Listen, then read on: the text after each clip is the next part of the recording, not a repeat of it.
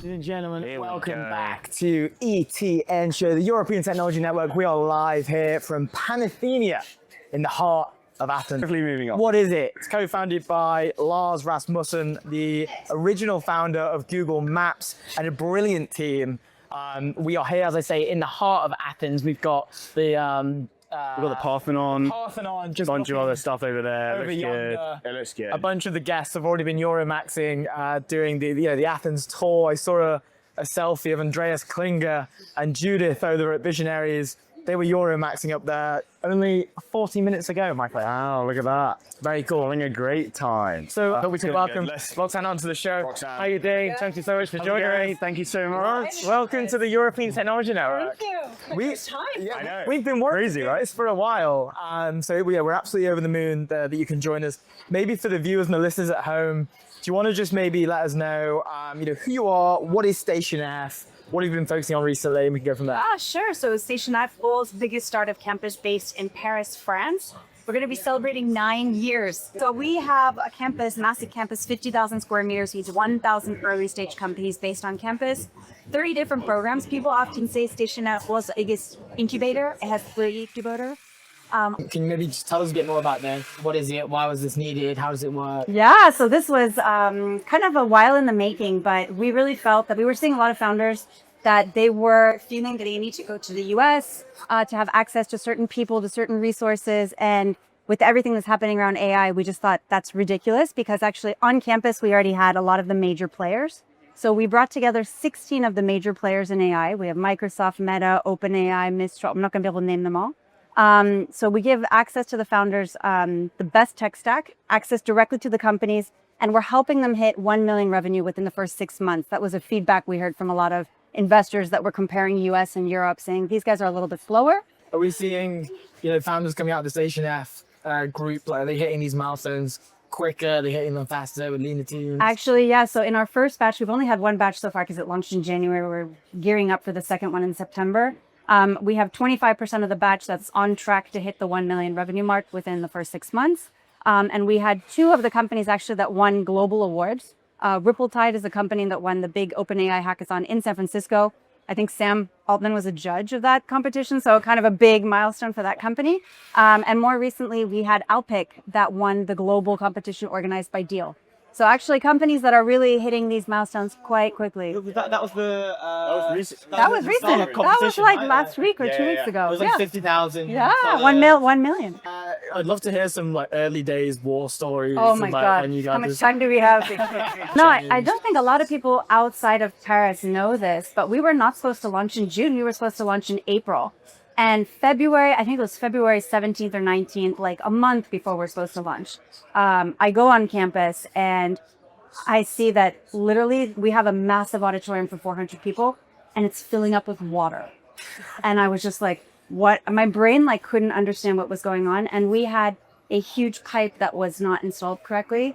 And the person's just installed it, turned it on and left. And for like an hour, just filling all the lower levels of the building where all the infrastructure is.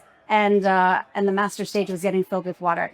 And I looked at that and I was like, well, we're going to open in another year. And actually, we managed to open 3 months later. But what that meant was we received the building, and 48 hours later, we hosted our launch party with 2,500 people, the president.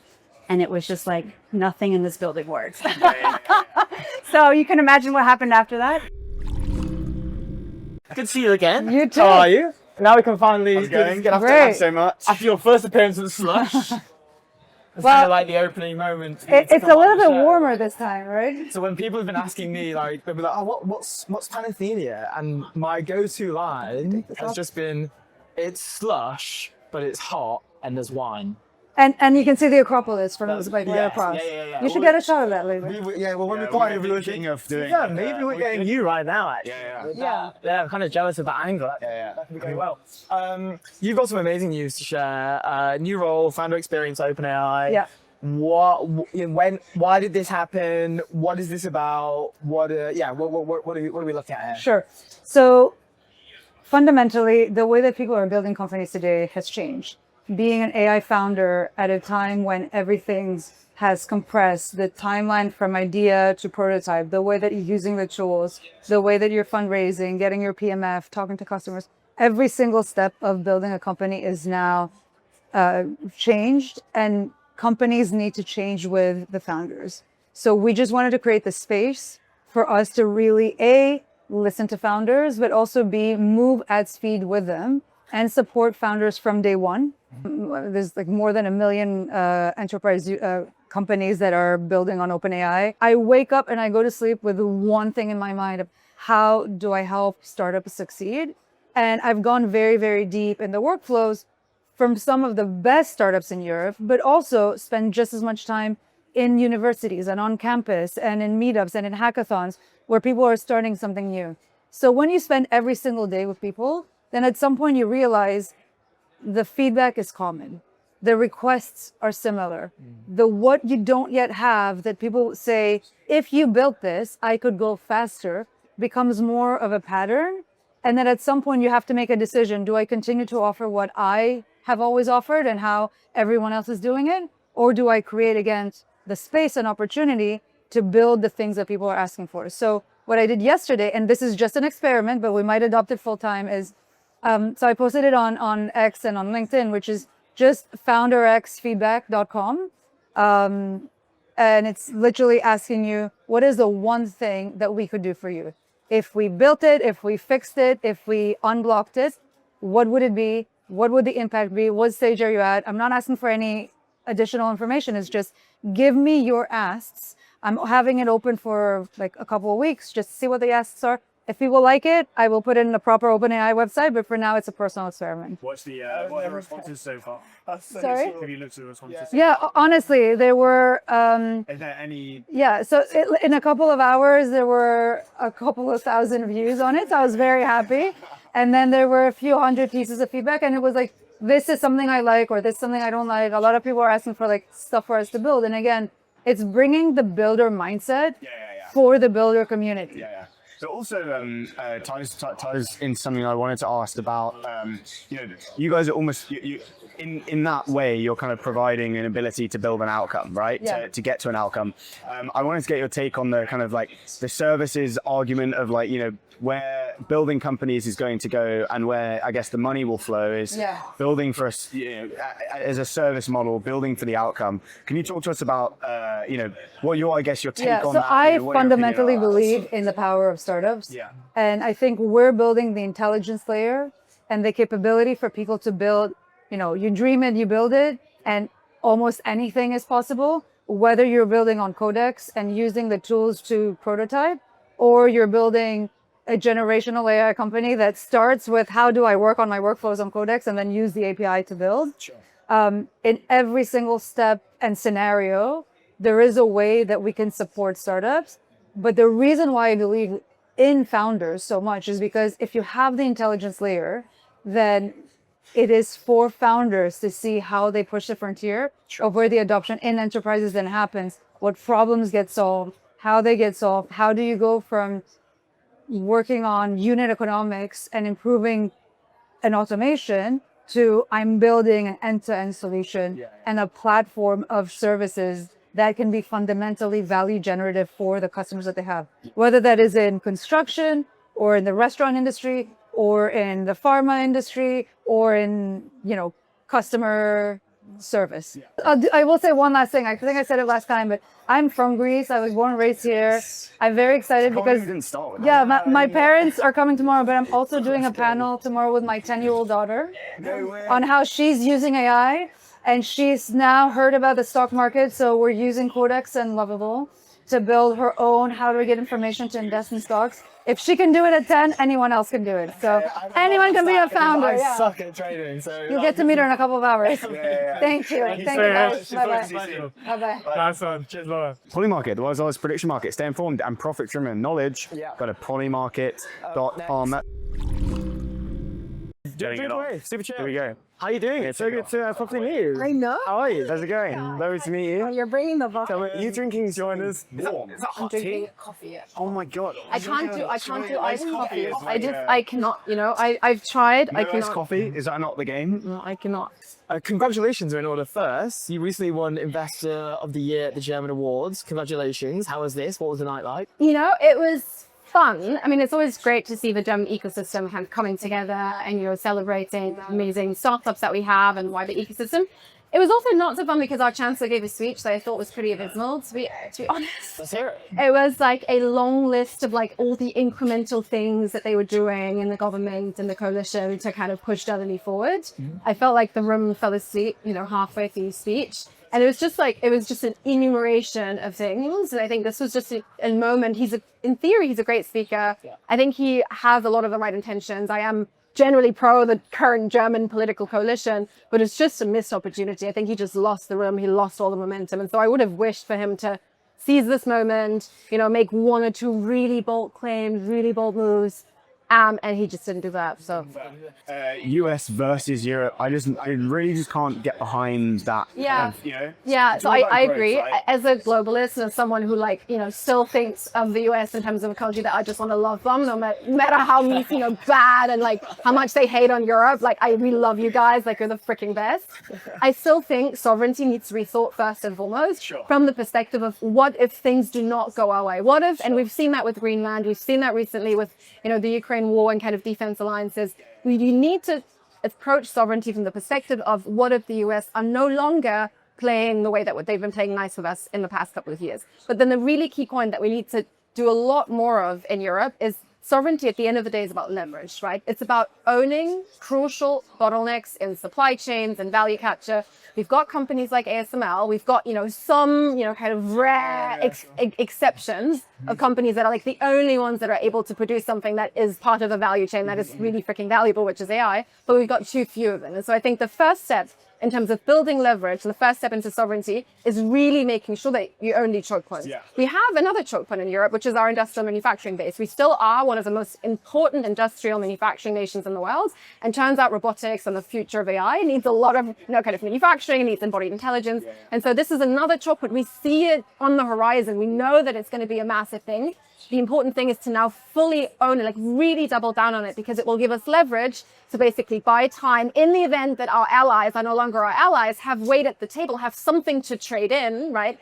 To then have the time to build up, the entire stack of sovereignty. But that's not going to happen overnight. That needs some years and some ramp up. And so that's, I think, the picture of sovereignty that I can get behind much more is really owning the choke points right now, doing it much more radically, mobilizing much more public private capital that we've mobilized, whatever this incremental, whatever, a photo op here and, another announcement there and a 20-point policy plan here that doesn't change anything because it's just business as usual. We need a real step change in terms of owning the choke points. Those few questions that are similar to this, but it's basically just taking stuff out of your blog, mainly titles.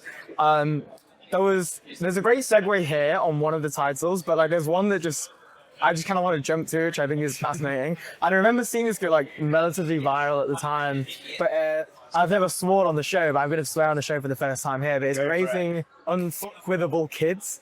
Can you just break the headline alone? The copy, the copy is sensational for the time. So can you just tell us a bit about this as well, please? Yeah, I've got two young kids. One is 1 and one is about to turn 3.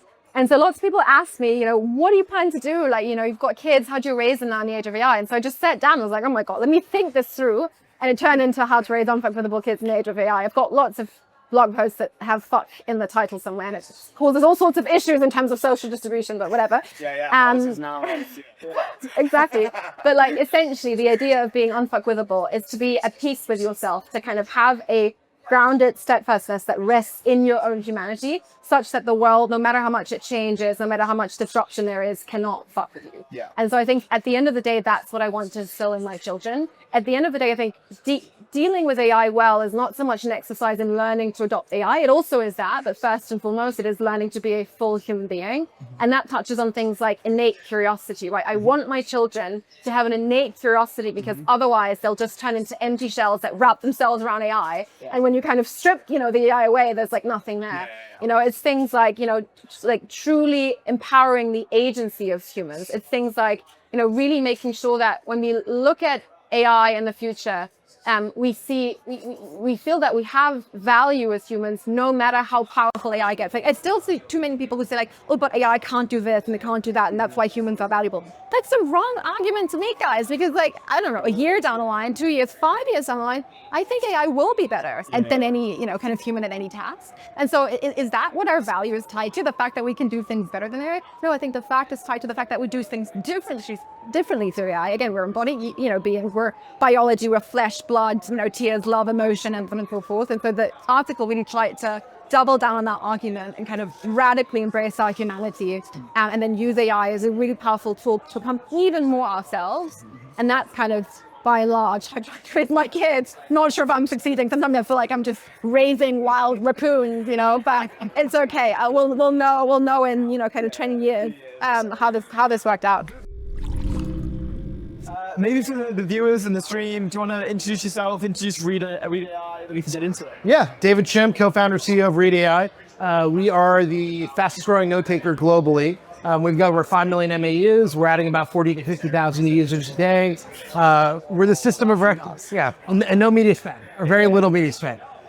So we're growing really well because people find value in it right away. And I think there's a lot of meeting note takers out there.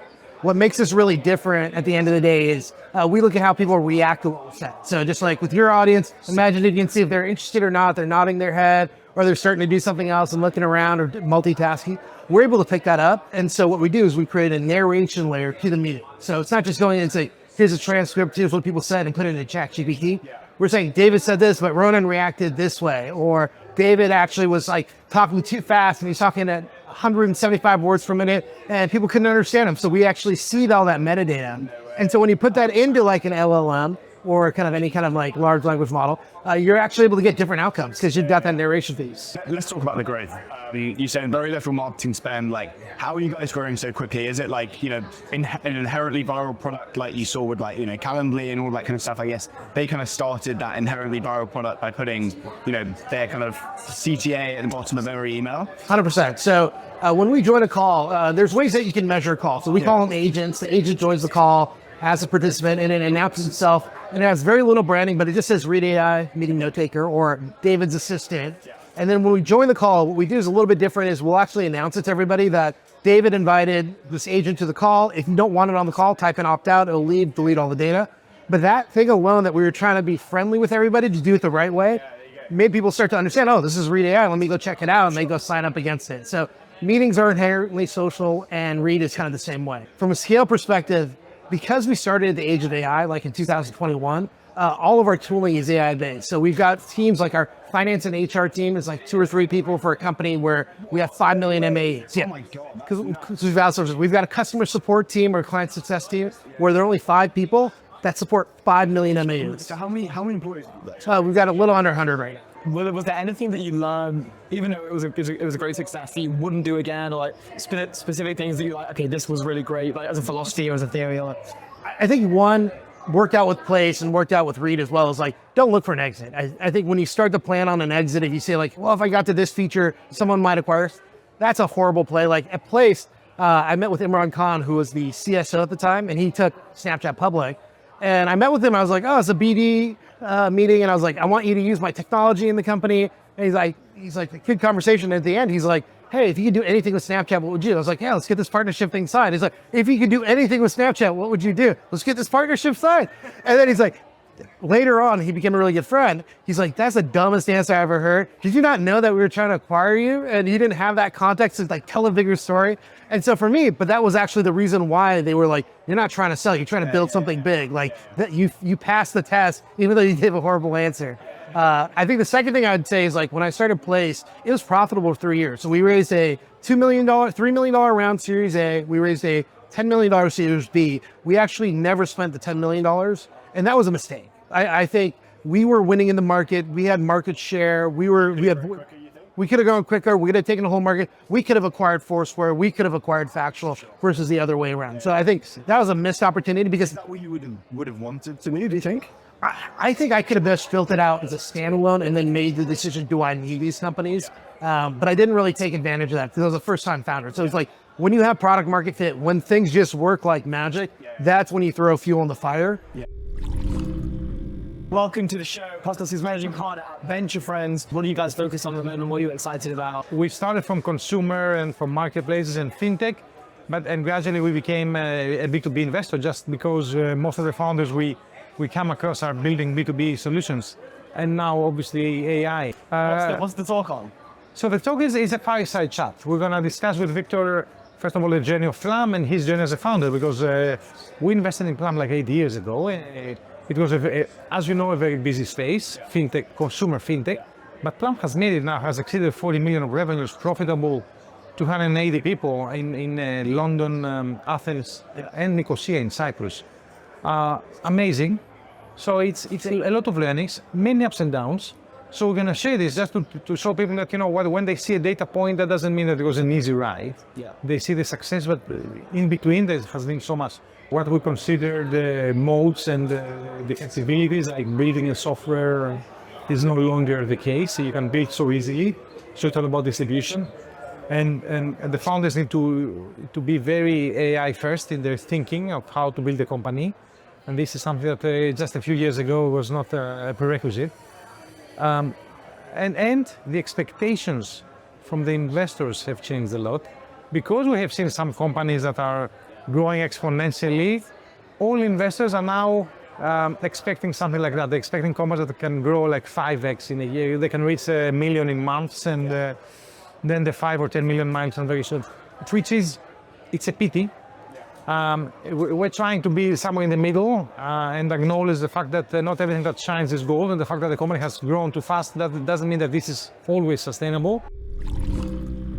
We are joined by Henry over at Singular and Madeline, returning guest of the show, Chief Growth Officer at Aikido. Yeah. Guys, maybe for the stream and the viewers, Henry, do you want to introduce yourself? So my name is Henry. I'm one of the partners at Singular. Singular, we are an early stage venture capital firm. We invest all across Europe, pretty vanilla. I think the two main things for us that stand out is, number one, we lead every single round we do, so we don't co-invest or just follow. And number two is, it's a significant fund size, but we are a really, really tiny team. So we cherry pick, and this is why we have this lead investment strategy. Before AI, it was like code and infrastructure. Today, like as you say, there are agents. You're using like Cloud Code. Cloud Code is going to write code on your behalf. It's going to use like packages that you've never heard of, and that's going to end up in your code base. They can be worms. You're going to use Cloud Skills. Those Cloud Skills could be infected. So basically, the number of things that you have to secure when you think of AI has just exploded. And the number of people that you have to secure as well has exploded, because it used to be that developer can push to production.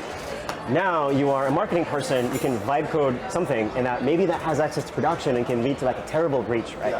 So what we see is that the way to think about security in terms of like what to secure and how to secure it has completely changed. Like you need to have an AI native consolidate platform to make sense of it all. Because if you only look at like one specific point or like one specific attack vector, you're gonna miss the whole story, right? And this is also what we're trying to do with Aikido, which is like have each and every one of these categories so that we can have a very, very comprehensive view of like your entire stack, wherever it might be. AI is getting better. It's also getting more commoditized. The open source models are going to be great. What happens if that's in the wrong hands? And how do you need to protect yourself? What happens if that's in the wrong hands? That's ultimately what people are afraid of about Mythos. And if you can just change the name to any other model in the future, how do you protect yourselves is why Aikido exists.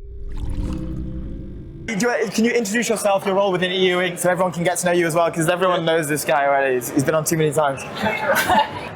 So I spent almost a decade at Entrepreneur First, so we invested globally. So I've set up all of the investment processes and worked with Matt and Alice from almost like super early days. And then I left, and at the moment I'm a CEO of Project Europe. I work with Kitty, Jay, Tari, Karen. And I support them on everything: funds, ops, legal, compliance, all the boring stuff, but important ones. So basically, over the last few months, we did like a full legal deep dive on the proposal that the Commission announced. So what they did in the end, and I want to explain the details, but in a nutshell, they didn't went with the thing that we recommended, which is like 20F regime, fully separate thing on EU level. But instead what they suggest, or like what they proposed, is basically a plugin that you put into every country's legal code that's like the same-ish, but to actually have it the same, you as a founder are asked to pick like in which country you want to incorporate. So very similar to Delaware. So basically, the European startup ecosystem will then, over the next years, hopefully converge to like 1 or 2 major hubs that focuses on startups, or maybe it's like focuses in special industries and startups. And then your company is, legally speaking, like let's say in Estonia, like registered in Estonia, but you operate in, for example, Italy. And so you pay tax in Italy, you do employment in Italy. So for all intents and purposes, like you are under Italian rule, outside of the cap table, investments, and all of the registration related stuff. And that's basically the solution that they have. And over the last few months, we did like a full legal deep dive to see if this is actually doable, possible, because that's, you basically, like you brute force something really complex into 27 different law codes, like especially mobile robotics, like rethinking a whole industry or use case through robotics. You know, you can like pick literally whatever you care about and like figure out how to use technology and automation to rethink this industry. And number 2, actually Europe is really, really well positioned for that, because we have all the production capability to actually produce small batch series instantly. We have all the know-how, we have the computer vision, we have the AI labs, we have all of that, right? You could argue like mass production is a different discussion, but even that you can do easily here. I'm super bullish. I think Europe is the best place for this, and I also think it's where we should go as a society, because we basically need to automate ourselves into abundance. Maybe it's best if you introduce yourself. What is Dawn Capital? Your role? What do you do there? So I'm Evgenia Plotnikova. I'm a general partner at Dawn Capital. We're a venture capital investor. We invest early and we invest in B2B software. So all the sort of unsexy, ginormous world problems that our founders are trying to solve.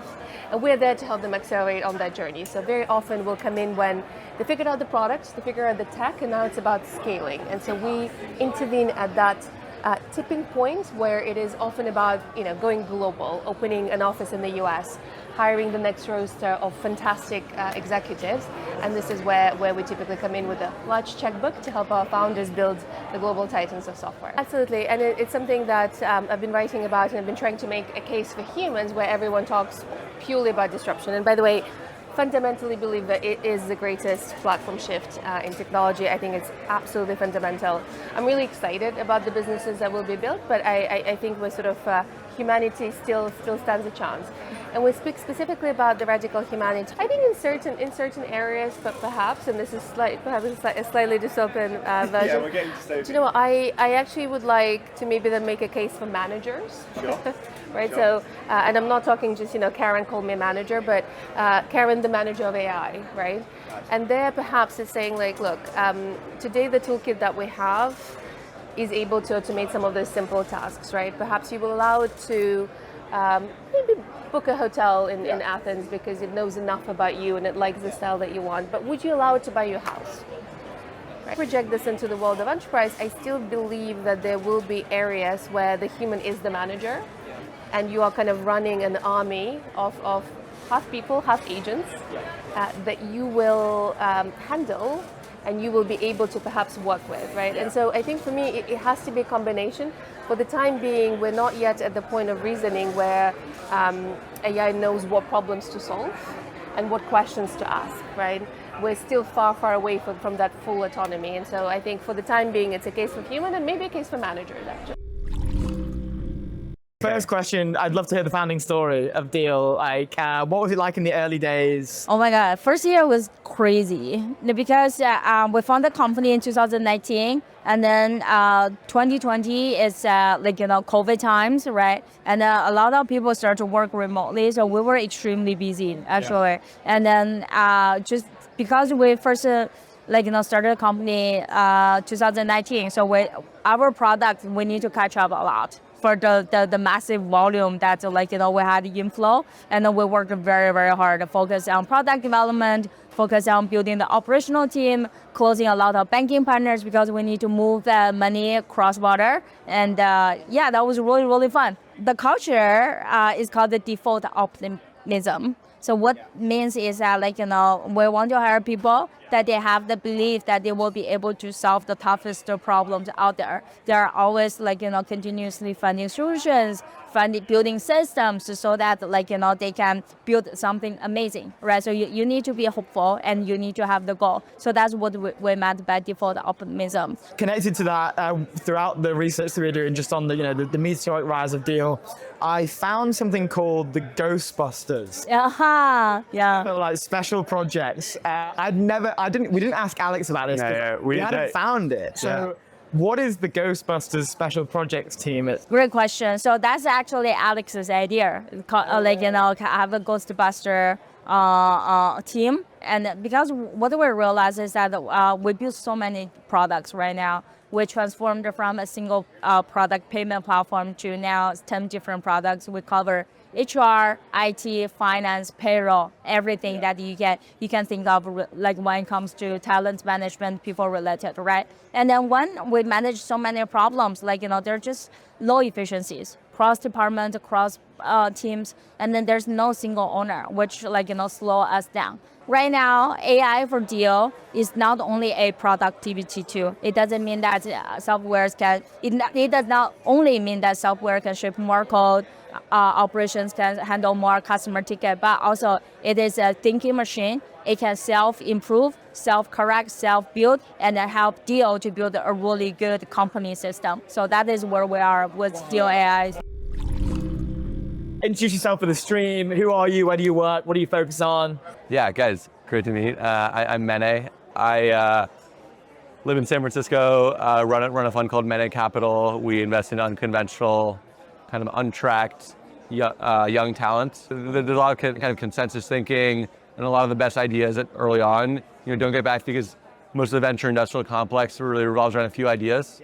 So just like you guys just had Shuo on, she did YC and could not raise a seed round because they pivoted 3 times. So all the VCs, were like, we don't believe in crypto payments for creators. Global payroll, I don't have any model for this. But actually, if you looked under the surface and if you really met Shuo and Alex, you would be like, these are killer operators. They move super quickly. They actually changed. They changed ideas three times in 10 weeks and then made a shit ton of progress. Wow. Actually, a very bullish signal. And they ended up raising an angel round because no investor really could pattern match because the best, most generational companies are not pattern matchable. And every great company is just people.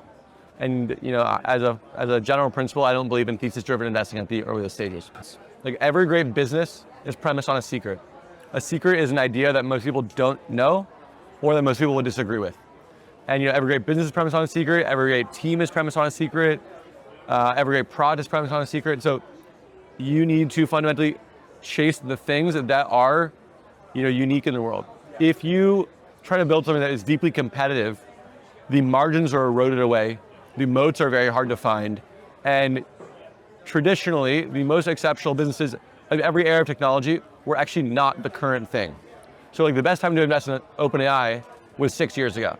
The best time to invest in Anduril was 6 years ago. The best time to invest in SpaceX was 10 years ago. So now when things are hot, you actually want to do the opposite. And this is what most people fundamentally must understand. Wait, we got 1 minute left. Closing remark. What's a hot take? Closing remark. Doesn't have to be too hot. I mean, you've been spewing the hot. Don't be too hot. I'll tell you about how I've been thinking about recently. I've been interested in manufacturing and robotics. Let's do it. Cool. Have you met Andreas Klinger, right? Yeah. No, I have not actually. Okay, we'll intro you because you guys will get along. I'd love to. I think this is very resilient industry. Silicon Valley is not going to be the center and the innovator on the edge for robotics manufacturing, in part because this is a software-based culture, software-based domination over the last 20 years. The next 10 years is going to be defined by, hardware, physical AI, and having the means of production that is not just bits but atoms. And so I've been traveling across America on a factory tour.